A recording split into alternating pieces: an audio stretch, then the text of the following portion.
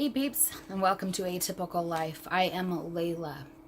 Today we are doing a fold-in chat, and I will be discussing what is HSP 54 and how it affects our family.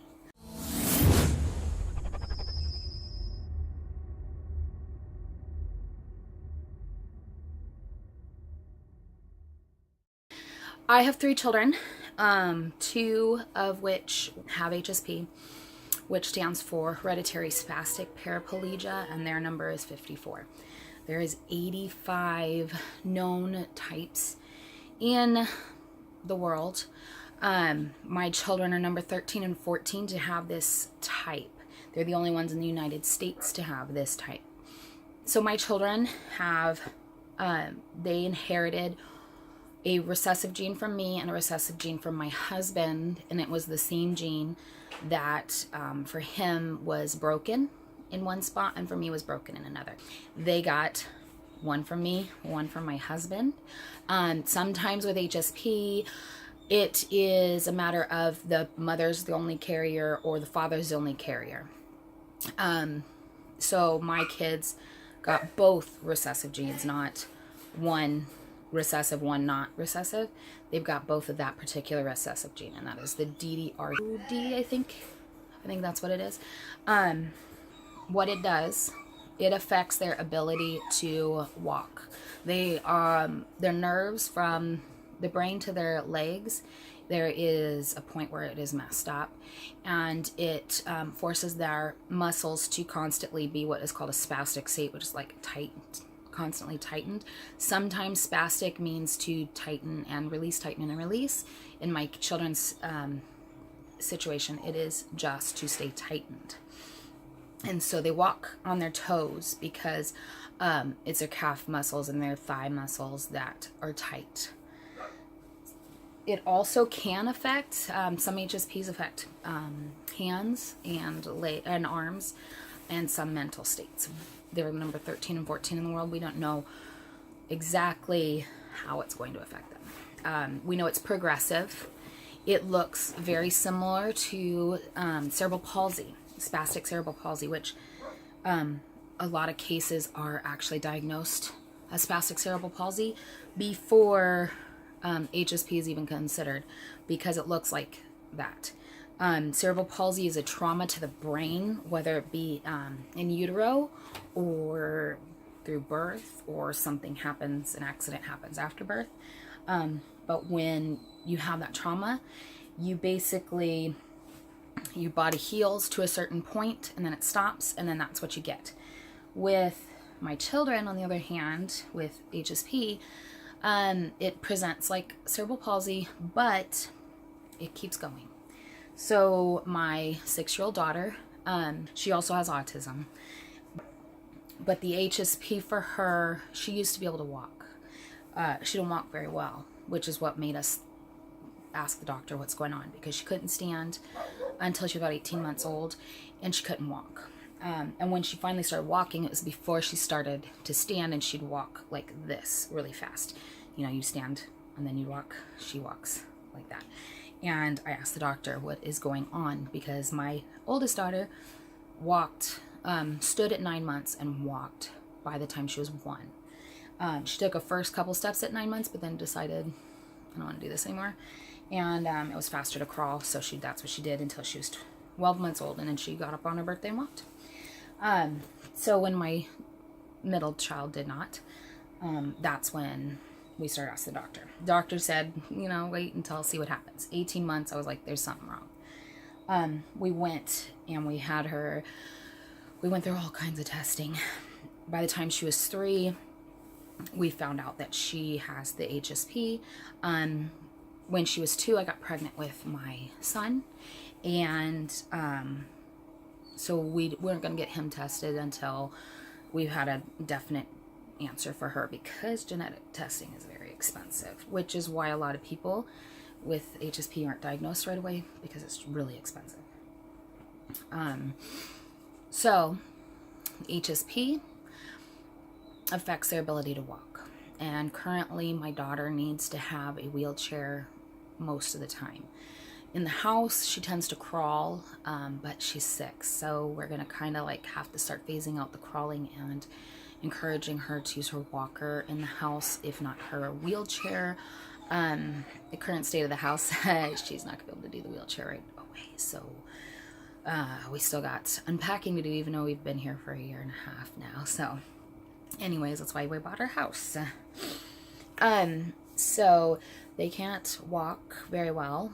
They are in special shoes called AFOs, ankle foot orthotics, and so for them, it's a support that holds their foot and then goes up to the back of their knee, and it's one big plastic like piece. They use what's called a tuned AFO, so it's kind of, they put a big fat wedge at the heel because their feet are naturally, they walk on their toes.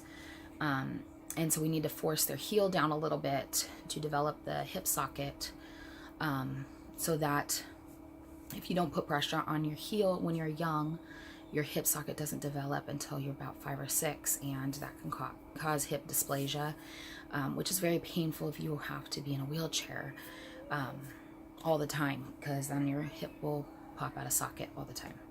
So for us, what this means, what HSP does, it means for us, is that my children can't walk. It does not mean that they are mentally impaired, except for Nikayla, my 6-year-old, because she has autism. Her brain is developed like an autistic child, but that's another video for another day. My son, however, is above average in everything. He is 4. His name's Riker. He's above average in everything but walking. So he can't put his heel down. He can't walk unassisted. He has to have a walker. He has to have somebody holding his hands. He has to be in his shoes, or he has to be in a wheelchair. This means that there is physical therapy. For Nikayla, she has physical therapy, occupational therapy, speech therapy. She meets with a special education teacher once a day. Riker, on the other hand, only needs physical therapy. And we're very blessed with that. Also, with their HSP, they currently are not potty trained. Up until about a few months ago, we weren't sure on how much their lower half was affected. Again, they are 6 and 4 years old. When Nikayla was 2, I decided to potty train her the same as I did my oldest daughter. My oldest daughter potty trained in the first week. But when it came time for Nikayla, it was extremely hard, and she just wasn't getting it. So we felt maybe she's just, late bloomer and gonna be one of those kids that need to potty train closer to 3. After the first year of continually trying to potty train her, we thought, well, maybe that just means that she can't because of the disease. And since that was about 3, she was about 3 then, Riker was 1. He was tested for HSP, and he was diagnosed then with that. So because Nikayla didn't potty train when she was 3, we assumed that that meant they couldn't do it. So we decided to stop potty training altogether and to see what happens. Well, about a year ago, we discovered Nikayla has autism. They actually diagnosed her with PDD, pervasive developmental disorder. But that's another topic for another day. So yes, she, what was holding her back potty training wise was the fact that she has autism, and sometimes it takes them a little bit longer. With that, my son has been showing signs of needing to be potty trained for a while, so we're working on that now. That is going to be a challenge because I still don't know how to potty train outside of the house. We can get inside the house, we do the potty training really well inside the house because it's made for the children, whereas outside of the house it's not, and they have to touch everything. And I'm kind of grossed out about the whole touching a public bathroom toilet seat. That really makes me grossed out. So they're not potty trained outside of the house. So Nikayla just decided to join us. So hold on just a second. I'm actually gonna bring her up here. Come here.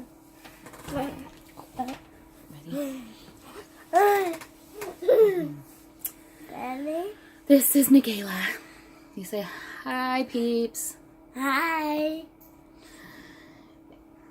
I'm talking about your HSP and how you have to use fancy shoes and a fancy chair. And my fancy chair. And your fancy chair. And Is that cool? This is my chair. What color is your chair?